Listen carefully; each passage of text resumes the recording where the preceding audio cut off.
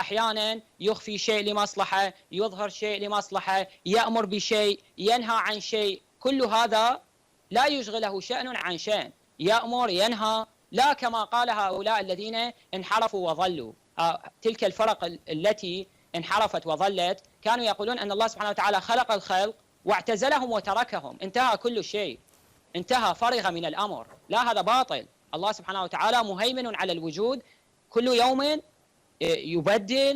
يبدل الأقدار، يزيد، ينقص، هذا الذي قصده. قال كلمة خطيرة، يقول أن الله يبدل الأقدار، وهذا الآن زحزحة. إذا البدء لما تكلم عنه مجتبى الزركشي ليس الإظهار للناس، بل البدء هو بدء لله، لأن القدر هل هو فعل الله ولا فعل الناس؟ تفضل يا مجتبى. القدر الذي في اللوح المحفوظ يختلف عن القدر القدر من كتبه؟ من كتب القدر يا شيخ زركوشي؟ بإذن الله. من كتب القدر؟ بإذن الله كتبوه الملائكة وغيرهم. الملائكة. القدر هو فعل الله ولا ليس فعل الله؟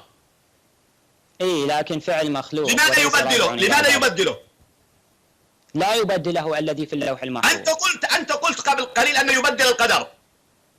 أنا ما قلت في اللوح المحفوظ يبدل. الآن السؤال، يبدل القدر ولا لا يبدل القدر؟ الذي قدره وقضاه في اللوح المحفوظ لا يبدل. طيب الآن لما يقدر الله سبحانه وتعالى في اللوح المحفوظ، هل يمكن أن يغير ولا لا يمكن؟ كيف يغير هو لوح محفوظ؟ أيوة تمام، جميل جدا. هل التغيير الذي في لوح المحو والإثبات مطابق لما في اللوح المحفوظ أو مخالف له؟ قد من أي ناحية؟ من أي اتجاه؟ بمعنى أنه عندما تم التغيير في لوح المحو والإثبات، هل هذا التغيير مذكور في اللوح المحفوظ ولا لا؟ لا، في اللوح المحفوظ. الله أكبر، الله أكبر. إذا أيها الأحبة الكرام، اتضح الآن أن مجتبى الزركوشي يقول علم الله مختلف، فلله علم في لوح المحو والإثبات يختلف عن علمه في اللوح المحفوظ. لأني سألته أولا سؤالين: هل ما في لوح المحو والإثبات مطابق لعلم الله؟ قال نعم. وما في اللوح المحفوظ مطابق لعلم الله؟ قال نعم. إذا هنا يقول لا، ما في اللوح المحو والإثبات مخالف لما في اللوح المحفوظ. إذا من كتب الذي في اللوح المحو والإثبات؟ ما الذي كتب ما في اللوح المحو والإثبات؟ لماذا تأخذ كلمة وتقول الله أكبر؟ من الذي كتب ما في اللوح المحو والإثبات؟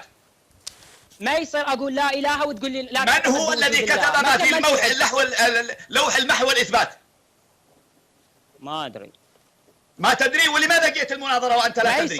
ما يصير. لماذا جئت المناظرة؟ لأن ليش هذا هو الموضوع.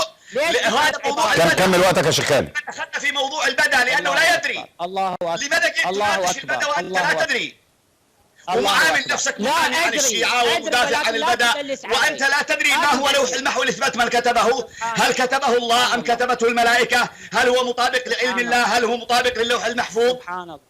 خلاص انتهت المناظرة. كيف الله في قرآنه يفصل ويفصل ويبين بواو العطف أن هناك تغاير بين كتاب المحو والإثبات، يمحو الله ما يشاء ويثبت، وعنده أم الكتاب.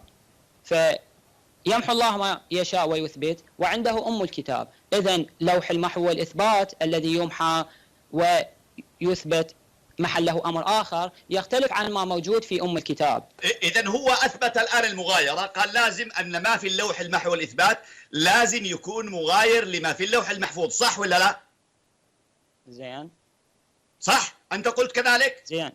زين، شنو إشكال؟ أنت قلت كذلك ولا ما قلت؟ أيوة قال لك نعم. أيوة جميل. هل ما في اللوح المحفوظ مطابق لعلم الله؟ نعم مطابق. هل ما في لوح المحو والإثبات مطابق لعلم الله؟ نعم، كل ما يحصل يعلمه. نعم. إذا جميل. إذا أثبت أن الله له علمان الآن، علم هو في اللوح المحفوظ وعلم في لوح المحو والإثبات. هذا البدل الذي نتكلم عنه، هذا البدل هو الذي إثبات الجهل لله، أي أن الله له علم في لوح المحو والإثبات مخالف للعلم الذي في اللوح المحفوظ. هو إذا أثبت المغايرة أن ما في اللوح المحو والإثبات مغاير لما في اللوح المحفوظ، هذا إقرار عملي بأن الله له علم يختلف عن العلم الثاني.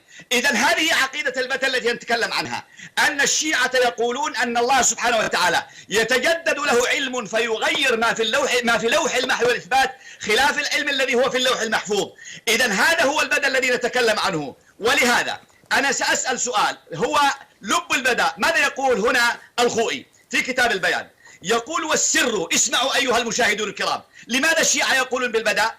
قال والسر في هذا الاهتمام أن إنكار البداء يشترك بالنتيجة مع القول بأن الله غير قادر على أن يغير ما جرى عليه قلم التقدير. شوف هذا هو سر البداء، ليس قضية الإظهار.